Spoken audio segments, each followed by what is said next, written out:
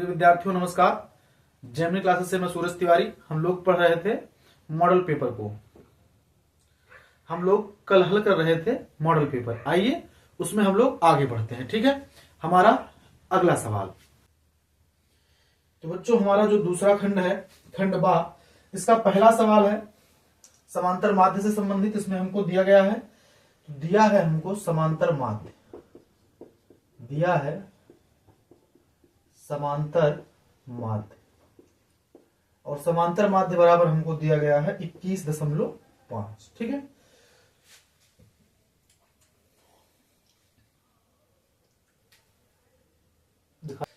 अब इसमें हमको x दिया है भैया, और x के साथ ही साथ हमको दिया गया है f। चलिए, x की पहली वैल्यू है हमारे पास 5, 5 के बाद हमारे पास 15 है, 15 के साथ हमारे पास 25 है, 25 के बाद 35 है, और 35 के बाद हमारे पास है 45। ठीक, f के जगह पे हमारे पास है 6, 4, 3, k और 2। तो बच्चा इसमें हमको k का मान बताना है। चलिए इसके बाद हम लोग निकालेंगे क्या, f x। 5 6 के 30, 6 और 5 का गुणा 15 चौके 60, 25 और 3 का गुणा करेंगे 25 3 75, 35 के 45 दूना 90। जोड़ लीजिए सबको, 60 30 90, 90 90 180, और 75 5 80 3 110, यानी सॉरी सबको जोड़ लीजिए, 90 60 30 90 90 180, 180 और 75 255। कितना आया भैया हमारे पास, 255 प्लस 35 के हो गया। एफ को जोड़ लीजिए, तो एफ हो गया 6 4 10, 3 13, 2 15 प्लस के। ठीक, आइए हमने पढ़ा है कि हम समांतर माध्य का जो फार्मूला होता है, समांतर माध्य यानी x बार बराबर सिग्मा एफ एक्स बटे सिग्मा एफ। तो x बार की वैल्यू अब की बार हमको दी गई है 21.5 बराबर सिग्मा एफ एक्स पे है हमारे पास ये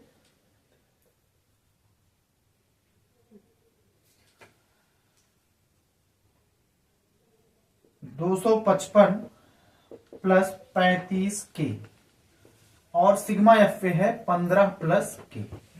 इसका हम लोग क्या करेंगे, तिरछा गुणा करा लेंगे इसमें। तो ये हो जाएगा 21.5 गुणे 15 प्लस के। इधर हमारे पास हो जाएगा 255 प्लस 35 के। ठीक है, 15 का गुणा 21.5 में कराएंगे तो 15 पचे 75, 15 के नम 15 7 22, 15 दूना 30, 2 32, 322.5 प्लस 21.5 के बराबर 255 प्लस 35 के। भैया पक्षांतर करेंगे, और पक्षांतर करेंगे तो नंबर को एक साइड और के को एक साइड, यानी 35 के माइनस 21.5 के बराबर 322.5 माइनस 255, घटाएंगे तो आएगा 67.5, और इधर हमारे पास आ जाएगा 13.5 के। फिर पक्षांतर कर लेंगे, 67.5 बटे 13.5, दशमलव से दशमलव को हटाएंगे तो ये हो जाएगा 675 बटे 135, और 135 पंचे होता है 675। इस प्रकार के बराबर हमारे पास आ गया 5। आशा करते हैं आप समझ पाए होंगे। ठीक है, इस प्रकार से हमारा जो 2 का वाला सवाल था वो सॉल्व हो जाता है, यानी दूसरे खंड का पहला सवाल हमारा सॉल्व हो गया। हमको के की वैल्यू मिल गई। आइए बढ़ते हैं अगले सवाल की तरफ। बच्चा हमारा दूसरा सवाल कह रहा है के किस मान के लिए समीकरण के मूल बराबर होंगे। तो हमको समीकरण दिया गया है 2x² माइनस के इंटू एक्स माइनस 1 बराबर 0। हमसे कह रहा है कि इसके मूल बराबर होंगे। तो पहले भैया इसको हम समीकरण को लिखते हैं सही से, माइनस के एक्स और माइनस माइनस प्लस के बराबर 0। देखो भैया जब d बराबर 0 होता है, d क्या है आपका विविक्तकर है, अगर d बराबर 0 हो तो लिखोगे ऐसे, हम जानते हैं, ठीक है। जानते तो हम कुछ भी नहीं है, आप कुछ भी नहीं जान रहे हैं फिर भी ये लिख लेंगे। क्या जानते हैं कि d बराबर 0 पर समीकरण के मूल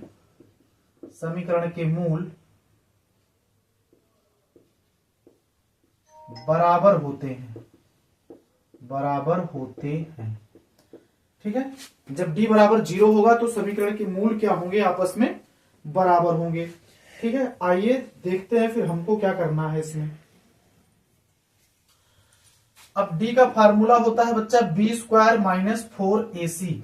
b के जगह पे हमारे पास क्या है, यहाँ पे माइनस k है, तो माइनस k का स्क्वायर माइनस 4 गुणे a की जगह पे है 2, 2 गुणा कर लेंगे, और c के जगह पे हमारे पास प्लस k, और d के जगह पे हमें मिला हुआ है 0। k का स्क्वायर करेंगे तो k स्क्वायर आ जाएगा, माइनस 4 दूनी 8 k, यहां पे 0। और अब हम क्या करने वाले हैं, पक्षांतर करेंगे। क्या करेंगे, पक्षांतर। जैसे ही हम पक्षांतर करेंगे तो ये हो जाएगा k स्क्वायर बराबर 8k, k से इसका घात कट जाएगा, तो हमारे पास क्या बचा, k बराबर 8। इस प्रकार से हमारे पास k का मान मिल गया हमको 8, ठीक है। आइए बढ़ते हैं अगले सवाल की तरफ।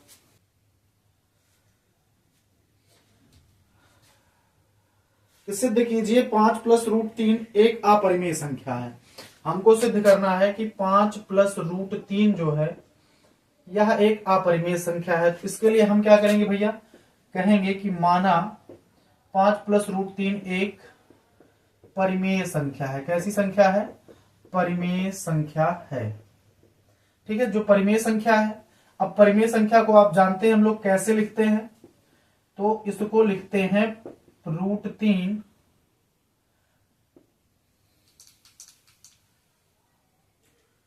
आइए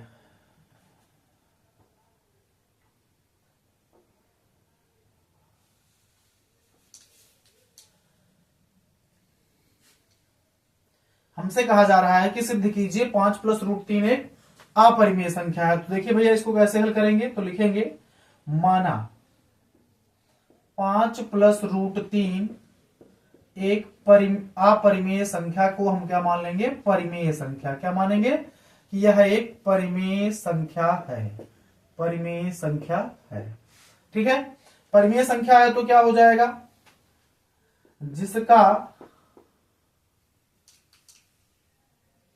परिमेय संख्या को बच्चा हम लिखते हैं a बटे b के रूप में, जहां पे क्या होता है b बराबर नहीं है 0 के, ठीक है। अब क्या करेंगे, पक्षांतर कर लेंगे। क्या करेंगे,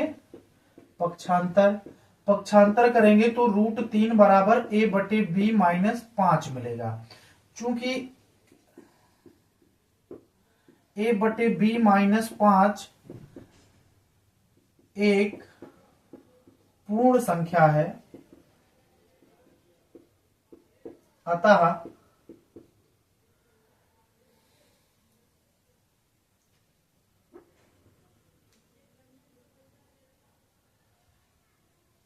a बटे b माइनस 5 एक परिमेय संख्या होगी।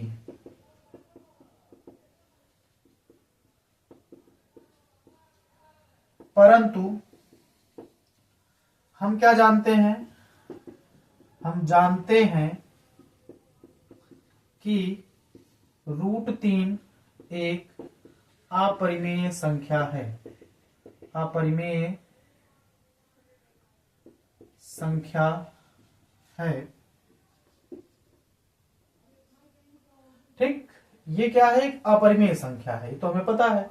तो अब ये जो है एक विरोधाभास हो रहा है कि भाई a बटे b माइनस 5 एक पूर्ण संख्या है, इसलिए हम उसको मान रहे हैं कि परिमेय संख्या होनी चाहिए, लेकिन रूट 3 को तो हम जानते हैं कि एक अपरिमेय संख्या है।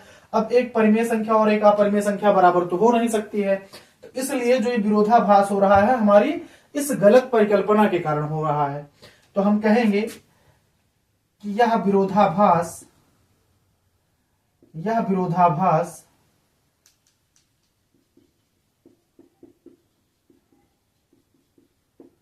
हमारी त्रुटिपूर्ण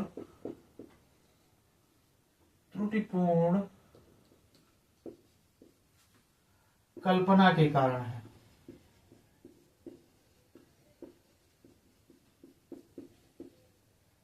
अतः 5 + √3 एक अपरिमेय संख्या है। अपरिमेय संख्या है। ठीक, आई होप आप समझ पाए होंगे। ठीक है, इसमें क्या था कि इसको अपरिमेय सिद्ध करना था, हमने मान लिया कि एक परिमेय संख्या है। अब परिमेय संख्या है तो परिमेय संख्या को हम लिखते हैं P/Q के रूप में, हमने लिख लिया है A/B के रूप में। पक्षांतर कर लिया तो AB/-5 हो गया, A/B-5 हो गया। ठीक है, चूंकि A/B-5 एक पूर्ण संख्या है तो इसलिए √3 भी क्या होगी, एक परिमेय संख्या होनी चाहिए, लेकिन है नहीं ऐसा। क्यों? क्योंकि हम तो जानते हैं कि √3 जो है अपरिमेय संख्या है। तो अब ये विरोध हो रहा है भाई, ये परिमेय है या अपरिमेय है। तो ऐसा क्यों? ऐसा इसलिए कि हमने पहले ही मान लिया था, गलती कर ली थी मानने में कि 5 + √3 एक परिमेय संख्या है। इसलिए हम कहेंगे कि भैया ऐसा नहीं है, ये एक अपरिमेय संख्या है। ठीक है, आप समझ पाए होंगे, आशा करता हूं ऐसा मैं। आइए बढ़ते हैं अगले सवाल की तरफ। ठीक है, हमारा अगला सवाल कह रहा है कि ऐसी दो संख्याएं ज्ञात कीजिए जिनका योग 27 है और गुणनफल 182 हो। तो मान लीजिए, माना पहली संख्या x है तथा दूसरी संख्या बराबर 27 - x है। क्यों? क्योंकि सवाल ये कह रहा है कि दो संख्याओं का योग 27 है, तो पहली x मानेंगे, दूसरा 27 में से x घटा दें तो हमको मिल जाएगी। तब प्रश्नानुसार प्रश्न हमसे कह रहा है कि इन दोनों संख्याओं का गुणनफल जो है वो 182 है। क्या है? 182। गुणा करा लीजिए भैया, 27x - x² बराबर 182। पक्षांतर करेंगे, क्या करेंगे? पक्षांतर करने पर, ठीक है, ये हो जाएगा x² - 27x प्लस 182 बराबर 0। अब इसका गुणनखंड करेंगे हम लोग तो होगा x² - 14x - 13x प्लस 182 बराबर 0। देखो 14 और 13, -14 में -13 को जोड़ेंगे -27 आएगा। 14 का 13 में गुणा करेंगे तो 182 आ जाएगा। ठीक है, जैसा कि आप देख लीजिए, -14 गुणे -13, माइनस माइनस क्या हो जाएगा हमारे पास? प्लस हो जाएगा। अब 4 × 3 = 12, 3 × 1 = 3 × 1 = 4, 4 × 1 = 4, 1 × 1 = 1, 2 4 4 8 1, माइनस माइनस हो गया प्लस। तो ये 182 हमको यहां से मिल जाता है। ठीक है, आइए यहां से हम लोग x कॉमन कर लेंगे। x को कॉमन करेंगे, x - 14 बचेगा। यहां से -13 को कॉमन करेंगे, x - 14 बराबर 0। एक ब्रैकेट में हम लोग लिखेंगे x - 13, दूसरे ब्रैकेट में हम लोग लिखेंगे x - 14 बराबर 0 पर। अब देखो भैया, x - 13 बराबर 0 पर जब लेंगे तो x बराबर हमको 13 मिलेगा। क्या मिलेगा? 13। और x - 14 बराबर 0 पर x बराबर हमको क्या मिलेगा? 14 मिलेगा। तो संख्याएं हमारे पास क्या हो जाएंगी? संख्याएं x बराबर 13 या 14। अच्छा, इसको भी देख लीजिए, अगर हम पहली को x मान लेते हैं तो x बराबर 13, तो दूसरी संख्या क्या हो जाएगी? दूसरी संख्या बराबर 27 - x, तो 27 - 13, तो x बराबर 14। किसी को भी मान लीजिए, संख्याएं बढ़िया नहीं है। ठीक है, तो इस प्रकार से हमारा सिद्ध हो जाता है कि दोनों संख्याएं क्या हैं?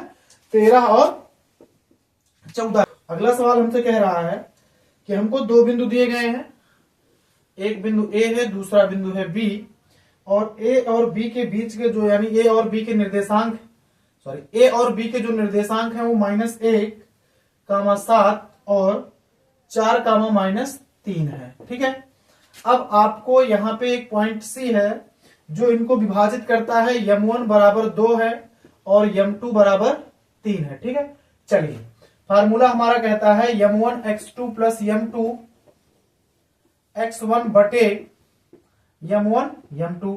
हमने मान लिया इसके निर्देशांक x कामा y है और कामा लगाएंगे m1 y2 plus m2 y1 बटे m1 प्लस m2।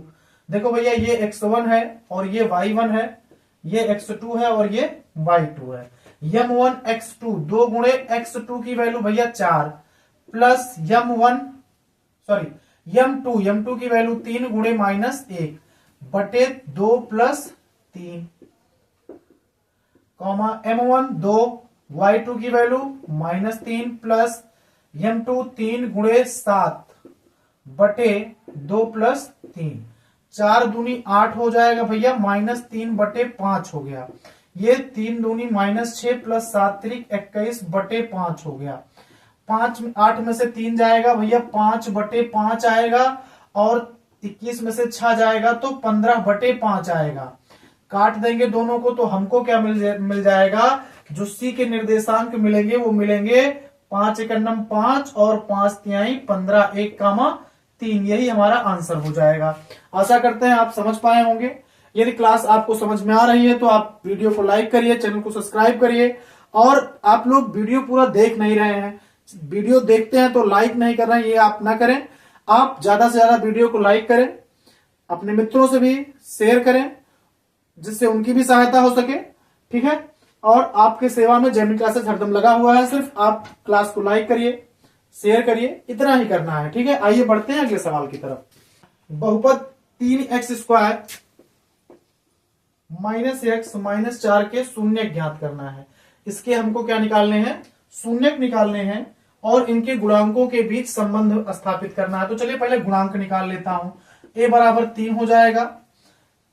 ठीक है, हम लोग कहेंगे इसकी ax square plus bx minus c बराबर 0 से तुलना करने पर भैया a बराबर क्या आएगा 3, b बराबर क्या आ जाएगा हमारे पास तो माइनस 1, c बराबर क्या आएगा माइनस 4। यहां पे प्लस होता है। ठीक है, गलती से माइनस लग गया था। ठीक है, आइए ये हमारे क्या हो गए a b और c यानी इस पूरे समीकरण के गुणांक हो गए। तब 3x square minus x minus 4 बराबर 0। ठीक है, 3 चौके 12, x को 2 भागों में तोड़ना है कि गुणा करें तो माइनस 12, जोड़ें और घटाएं तो माइनस 1। इसके लिए भैया हम इसको लिखेंगे 3x square plus 3x minus 4x बराबर 0। 3x को कामा कर लेंगे, x माइनस 1 बचेगा, माइनस 4 को कामा करेंगे, x माइनस 1 बराबर 0। यहां से भैया हमारे पास आ जाएगा 3x माइनस 4 एक ब्रैकेट में, x माइनस 1 एक ब्रैकेट में। अब यहां से हम लोग कहेंगे कि 3x माइनस 4 बराबर 0 पर तो 3x बराबर आ जाएगा 4 और x बराबर 4 बटे 3। ये अल्फा बराबर 4 बटे 3 आ गया।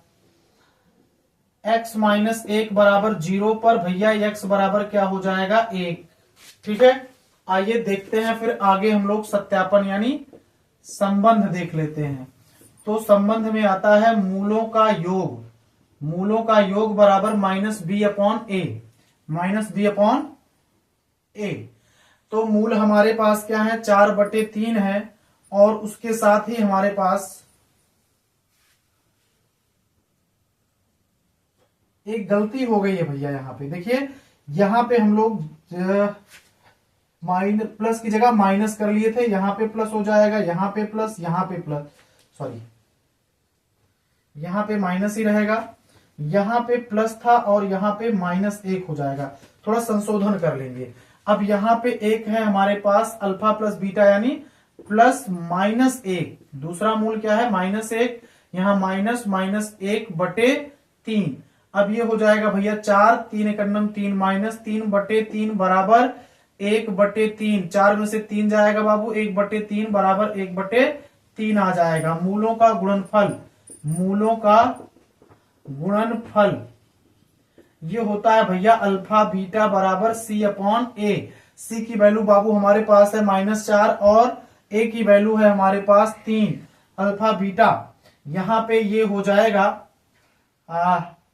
4/3 गुणे -1, यहाँ पे हो जाएगा सी की वैल्यू -4/3, 4 एक अन्नम 4 यानी -4/3 बराबर -4/3। दोनों के मूल क्या हो गए हैं, बराबर हो गए हैं। इस प्रकार से हमारा सवाल हल हो जाता है। देखिए फिर से देख लेते हैं। 3 चौके 12 यानी x को 2 भागों में तोड़ो कि आ जाए कि जोड़ो या घटाओ तो -1x आए और गुणा करो तो -12। हमने क्या किया, 3x -4x में तोड़ लिया, 4 3 12, घटाएंगे तो -x। यहां से हम 3x कॉमन करेंगे तो यहाँ x बचेगा, यहां से बचेगा +1।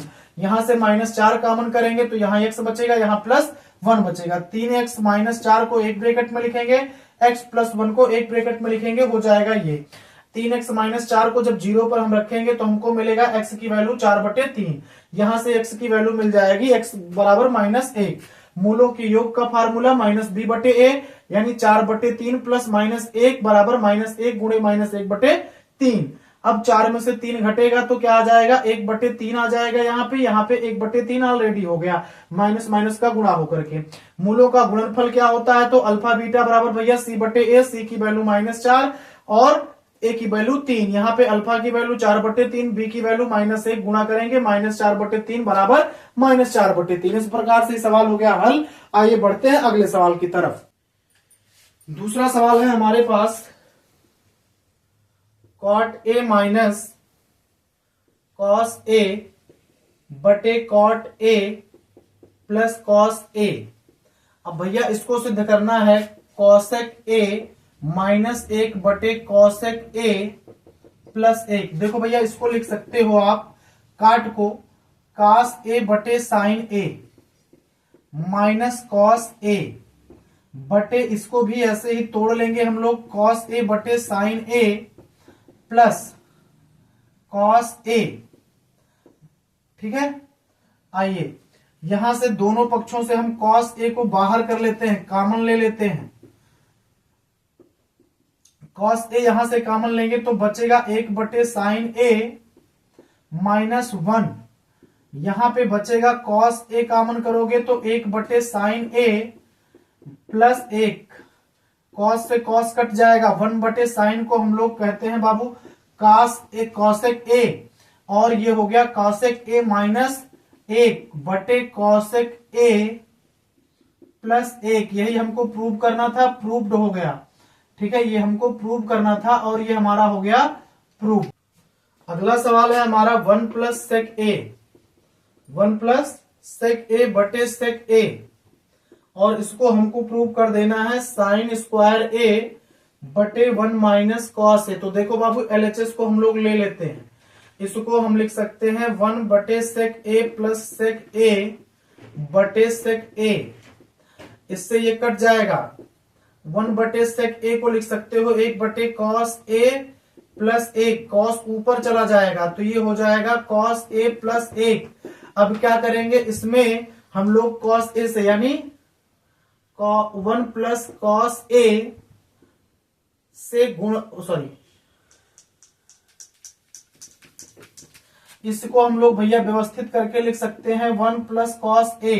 इसमें 1 - cos a से गुणा व भाग करा देंगे, से गुणा व भाग करने पर, गुणा व भाग करने पर, तो गुणा व भाग करोगे क्या आएगा भैया, ये हो जाएगा 1 - cos a बटे 1 - cos a। 1 + cos a और 1 - cos a यानी a + b और a - b का जो फार्मूला होता है a² - b² लग जाएगा। तो ये हो जाएगा 1 - cos स्क्वायर a बटे 1 - cos a। चूंकि भैया होता है 1 - cos स्क्वायर, चूंकि 1 - cos स्क्वायर a बराबर होता है sin स्क्वायर a, तो यहाँ पे बाबू हम लिखेंगे sin स्क्वायर a बटे 1 - cos a। यही हमको प्रूव करना था, हो गया ये प्रूव्ड हमारा। ठीक है, आइए बढ़ते हैं अगले सवाल की तरफ। आशा करते हैं सवाल समझ में आया होगा। अगर समझ में आया है तो वीडियो को लाइक जरूर करिए, ठीक है, और अपने मित्रों में शेयर करिए। अगर कोई त्रुटि आपको लगती है तो आप मुझे जो है कमेंट के माध्यम से उसे बता सकते हैं, ठीक है। जो भी त्रुटियां होंगी हम लोग उसको अगले वीडियो में सही करने का प्रयास करेंगे। हमसे इस खंड में सिर्फ 5 प्रश्न हल करने को कहे गए थे, हमने 3 हल कर लिए हैं, 2 और हल करते हैं। आइए बढ़ते हैं।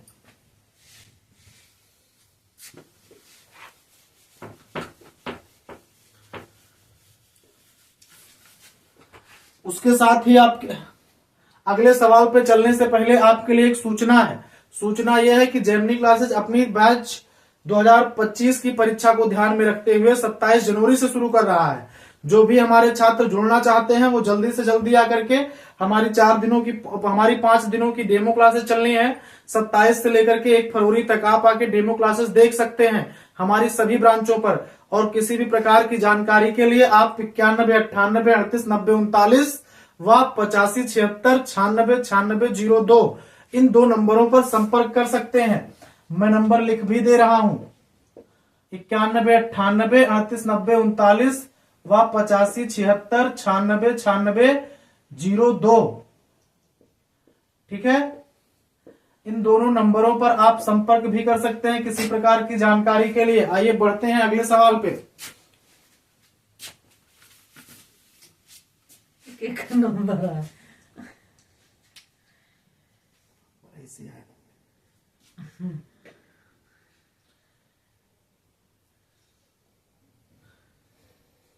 अगला सवाल हमसे कह रहा है कि उस समांतर श्रेणी के 51 पदों का योग ज्ञात कीजिए जिसके दूसरे व तीसरे पद क्रमशः 14 और 18 हैं। दिया है भैया हमको A2, क्या दिया है A2, और आप जानते हैं A2 बराबर होता है A प्लस D और इसकी वैल्यू है 14, और A3 भी दिया है A प्लस 2D, इसकी वैल्यू है 18। इसको मानो समीकरण 1 और इसको मान लो समीकरण 2। समीकरण 1 व 2 से भैया A प्लस 2D बराबर 18 और A प्लस D बराबर क्या है 14। घटा देंगे, घटाने पर जब घटाएंगे तो ये घट जाएगा, यहां से A से A कट जाएगा, 2D में से 1 D जाएगा, बचेगा D, और D 18 में से 14 गया तो 4। D की वैल्यू आपको मिल गई कितना 4। यह मान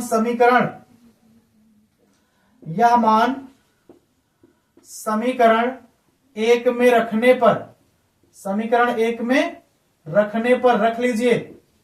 जब आप रखेंगे तो क्या हो जाएगा, A प्लस D बराबर 14 है, A प्लस 4 बराबर 14। पक्षांतर कर लोगे, क्या करोगे, पक्षांतर करने पर जैसे ही आप पक्षांतर करेंगे आपको क्या मिलेगा, A बराबर 14 माइनस 4 और A बराबर हो गया 10। अब आपको निकालना है इसके 51 पदों का योग। कितने पदों का योग निकालना है, 51 पदों का योग निकालना है। तो ठीक है भैया, SN का फार्मूला लगाओगे, SN बराबर होता है n/2 और A2A plus n minus 1 into D होता है। हमको क्या चाहिए, यस 51 चाहिए, तो 51/2, यहां पे 2 गुणे A की value 10 plus 51 minus 1 into D की वैल्यू भैया 4। अब यहां पे हो जाएगा 51/2, 10 दूनी 20 प्लस 50 में 51 में से 1 जाएगा, 50 गुणे 4 आ जाएगा। 51/2 गुणे 20 प्लस 5 20 यानी यहाँ पे 200। 51/2 गुणे 200 और 20, 220, 2 11 22 यानी 51 गुणे 110। और जब गुणा कराएंगे तो 0 11 11 11 पचे 55, 5510 आ जाएगा भैया। यस 51 की वैल्यू कितनी आ गई आपके पास, 5510। ये 51 पदों का योग हो गया। आइए बढ़ते हैं 25वें सवाल की तरफ।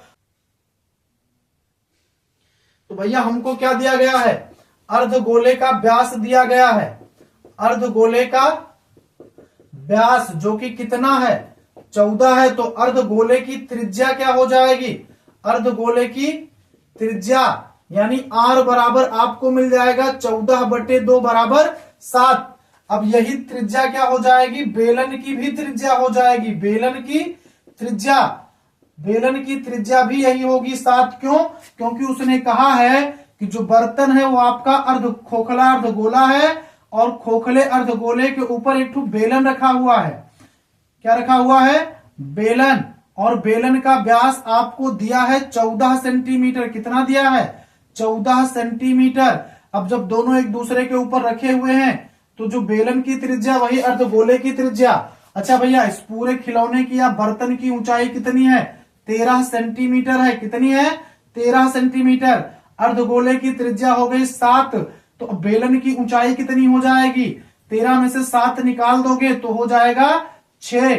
कितना हो जाएगा? 6 हो जाएगा। तो बेलन की ऊंचाई क्या हो जाएगी? बेलन की ऊंचाई बराबर हो जाएगी हमारे पास 6। बर्तन का संपूर्ण आंतरिक पृष्ठीय क्षेत्रफल, बर्तन का संपूर्ण आंतरिक पृष्ठीय क्षेत्रफल, आंतरिक पृष्ठीय क्षेत्रफल क्या हो जाएगा? ये हो जाएगा बेलन का वक्र पृष्ठ यानी CSA प्लस अर्धगोले का क्षेत्रफल। अब बर्तन का बेलन का होता है 2 पाई आर एच, 2 पाई आर एच, इसका होता है पाई आर स्क्वायर। यहां पे 2 गुणे 22/7, आर की वैल्यू 7, एच की वैल्यू 6। यहां पे भैया 22/7 गुणे 7 गुणे 7, 7 से 7 कट जाएगा, ये सॉरी 2 पाई आर स्क्वायर होता है। यहां पे भी हम लोग कर लेंगे 2 से गुणा, यहां से 7 से 7 कट गया, 22 दूना 44 गुणे 6।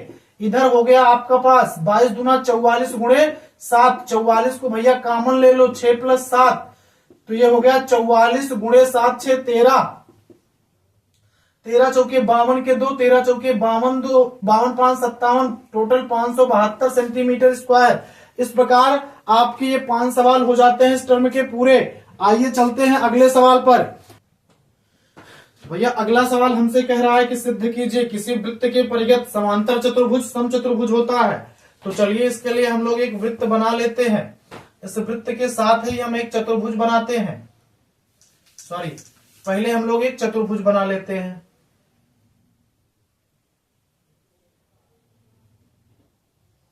ये हो गया हमारा चतुर्भुज और हम लोग इसको ऐसे टच करा लेंगे, ठीक है। अब चतुर्भुज का नाम है ए बी सी और डी। इसके टच पॉइंट का नाम हम दे देते हैं। ये पॉइंट हो गया P, ये पॉइंट हो गया Q, ये पॉइंट हो गया R और ये पॉइंट हो गया S। देखो भैया हमने पढ़ा हुआ है परिमेय 10.2। परिमेय 10.2 क्या कहती है? बाह्य बिंदु से वृत्त पर खींची गई स्पर्श रेखाएं। क्या? परिमेय 10.2 यानी बाह्य बिंदु से वृत्त पर खींची गई स्पर्श रेखाएं बराबर होती हैं। स्पर्श रेखाएं बराबर होती हैं। तो भैया हम क्या कह सकते हैं? AS बराबर AP, AS बराबर AP, BQ बराबर BP, CR बराबर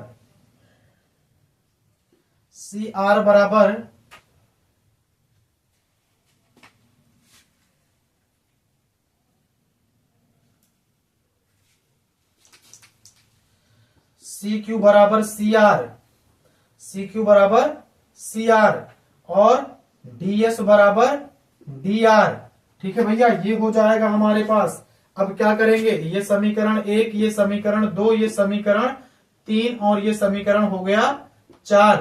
तो हम कहेंगे समीकरण 1, 2, 3 व 4 को जोड़ने पर भैया ये हो जाएगा AS प्लस DS। AS क्या हो जाएगा? AS प्लस DS, एक ब्रैकेट में कर लो, प्लस BQ प्लस CQ, इनको भी एक ब्रैकेट में कर लीजिए, बराबर इधर क्या हो जाएगा? AP प्लस BP, इसको एक ब्रैकेट में कर लीजिए। इधर तो पहले से ही है भैया CR प्लस DR। क्या है? CR plus DR। ठीक है। अब देखिए एएस और डीएस क्या है, ये है भुजा एडी और AD plus B Q plus C Q, B Q plus C Q है भैया बीसी, एडी प्लस बीसी बराबर AP plus BP, AP plus BP है भैया एबी, और C R plus D R क्या है, ये है प्लस सीडी। अतः क्या हो जाएगा, एडी बराबर बीसी व एबी बराबर भैया सीडी हो जाएगा। ठीक है, क्यों, क्योंकि ये चतुर्भुज की भुजा है। क्या है, चतुर्भुज की भुजा है। तो हम क्या कह सकते हैं, एडी प्लस एडी बराबर एबी प्लस एबी, द्वि एडी बराबर भैया द्वि एबी हो गया। इससे ये काट दे तो एडी बराबर क्या हो जाएगा, एबी। इसी तरह हम कह सकते हैं, इसी तरह हम क्या कह सकते हैं कि इसी तरह हम कह सकते हैं एबी बराबर बीसी हो जाएगा, एबी बराबर क्या हो जाएगा, बीसी हो जाएगा, और एबी बराबर हो जाएगा डीए। एबी बराबर क्या हो जाएगा भैया, एबी बराबर हो जाएगा डीए, यानी चारों भुजाओं को इसी तरह मान रख करके अलग अलग से हम लोग कर सकते हैं, और डीए बराबर हो जाएगा सीडी। ठीक है, अतः हम क्या कह सकते हैं, अतः हम ये कह सकते हैं एबी बराबर बीसी बराबर सीडी बराबर एडी। ठीक है, अब चारों भुजाएं क्या हो गई, बराबर। तो हम कह सकते हैं एबीसीडी क्या है, एबीसीडी एक समचतुर्भुज है। क्या है, समचतुर्भुज है। ठीक, इस प्रकार से सवाल समाप्त हो जाता है। आइए बढ़ते हैं अगले सवाल की तरफ। अगला सवाल भैया हमारा त्रिकोणमिति से है, जिसमें कहा जा रहा है 1.5 मीटर लंबा एक लड़का है, 30 मीटर ऊंचे भवन से कुछ दूरी पर खड़ा है। हमारे पास जो भवन है वो 30 मीटर ऊंचा है, लड़के की लंबाई है 1.5 मीटर। भवन की ऊंचाई कितनी थी, तो भवन की ऊंचाई है 30। कितनी है, 30 है। लड़के की ऊंचाई है 1.5। मान लीजिए भैया ए बी क्या है, लड़के की ऊंचाई है, और सी बी सी भवन की ऊंचाई है, ये पॉइंट हो गया डी। अब सी से ई तक की ऊंचाई हो जाएगी 28.5, क्योंकि इसमें लड़का यहां से देख रहा है, और यहां से जब देखता है तो किसको देखता है, भवन के शिखर को। भवन के शिखर को जब लड़का देख रहा था उस समय उसके आंख से शिखर का उन्नयन कोण था 30 डिग्री। फिर लड़का कुछ दूरी भैया चल के आया, और जब चल के आया तो उसका कोण हो गया 60 डिग्री। मान लीजिए बी से चल करके वो पहुंच गया है, कहां पर, एफ पर पहुंच गया है। ठीक है भैया, कहां पे पहुंचा है, एफ पर। तो पूछा गया है कि बताइए वो भवन से कितनी दूरी तक चल कर गया है। आइए देख लेते हैं। ये दूरी भी हमारी 1.5 हो जाएगी। तो सबसे पहले भैया लगाते हैं त्रिभुज ए बी सी में क्या लगाएंगे, tan बी बराबर, अब tan बी बराबर हो जाएगा लंब बटे आधार।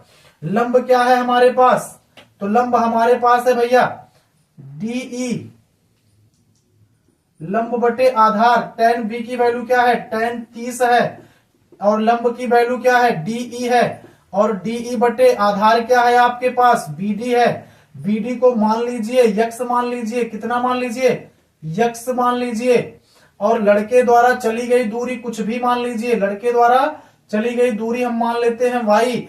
अब लड़का दूरी, यहां ये बची हुई दूरी क्या हो जाएगी, एक्स माइनस वाई हो जाएगी। तो चलिए भैया देखिए 1/√3 30 की वैल्यू, डी की वैल्यू आपके पास 28.5 है।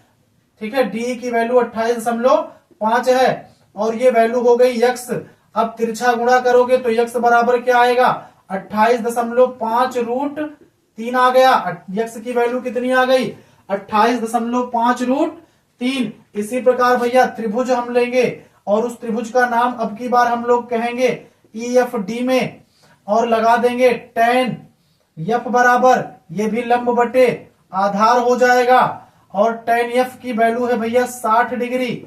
60 डिग्री लंब वही है आपका 28.5। अब की बार है x माइनस वाई। ठीक है, क्या है, x माइनस वाई। tan 60 की वैल्यू भैया √3 होती है, 28.5 बटे x माइनस वाई। हमको y की वैल्यू चाहिए। देखिए क्या करेंगे हम लोग, तिरछा गुणा कराएंगे। और तिरछा गुणा कराएंगे तो √3 इंटू हो जाएगा x माइनस वाई। भैया x माइनस वाई यानी x की वैल्यू अभी अभी हमको मिली है 28.5 बटे √3 मिली है। तो देखो यहां पे क्या होगा 28.5 यहां पे भी रख लीजिए √3 इंटू 28.5 √3 माइनस वाई बराबर 28.5।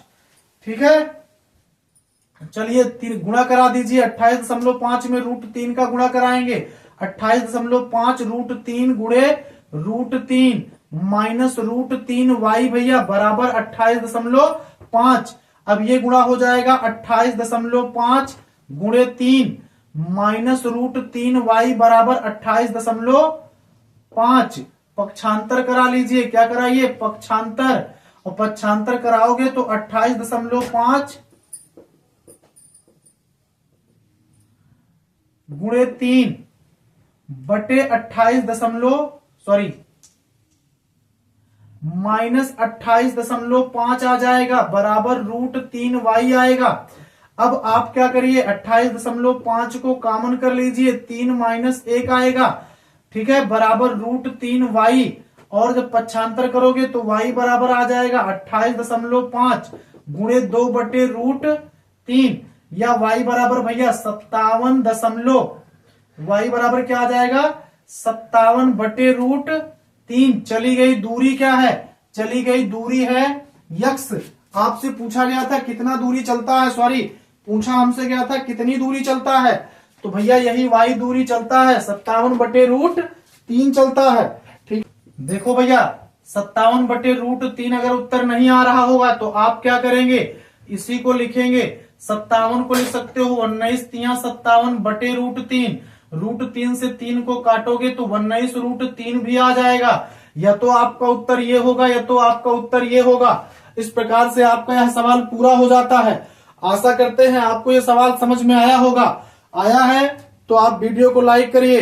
ठीक है, आइए बढ़ते हैं अगले सवाल की तरफ। हमसे कहा जा रहा है एक थैले में 5 लाल गेंदे, लाल गेंद बराबर भैया है लाल गेंद कितनी 5, फिर उसके बाद है नीली गेंद, कौन सी गेंद है नीली, इनकी संख्या कितनी है, कुछ नीली गेंदे हैं मान लीजिए तो यक्स गेंदे हैं, कितनी गेंदे हैं यक्स। यदि इस थैले से नीली गेंद निकालने की प्रायिकता लाल गेंद के प्रायिकता की 2 गुनी है तो थैले में नीली गेंदों की संख्या ज्ञात करो। तो पहले भैया कुल गेंद लिख लीजिए, क्या लिख लीजिए कुल गेंद है कितनी, तो कुल गेंद है 5 प्लस यक्स। तो नीली गेंद की प्रायिकता क्या होगी, नीली गेंद की लाल गेंद की प्रायिकता, लाल गेंद निकालने की प्रायिकता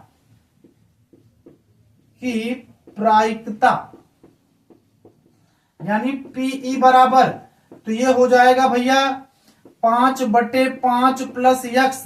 लाल गेंद की प्रायिकता, लाल गेंद की प्रायिकता क्या हो जाएगी, तो ये हो जाएगी यक्स बटे 5 प्लस यक्स। देखो प्रश्न कुछ कह रहा है तो हम कहेंगे प्रश्नानुसार, क्या कहेंगे प्रश्नानुसार। प्रश्न ने आपसे क्या कहा है, प्रश्न आपसे कह रहा है कि लाल गेंद की प्रायिकता नीली गेंद की 2 गुनी है। लाल गेंद की प्रायिकता है इतनी, सॉरी यहां पे नीली लिखना था भाई, लाल लिख उठी है। तो लाल गेंद की प्रायिकता इतनी है, नीली की इतनी।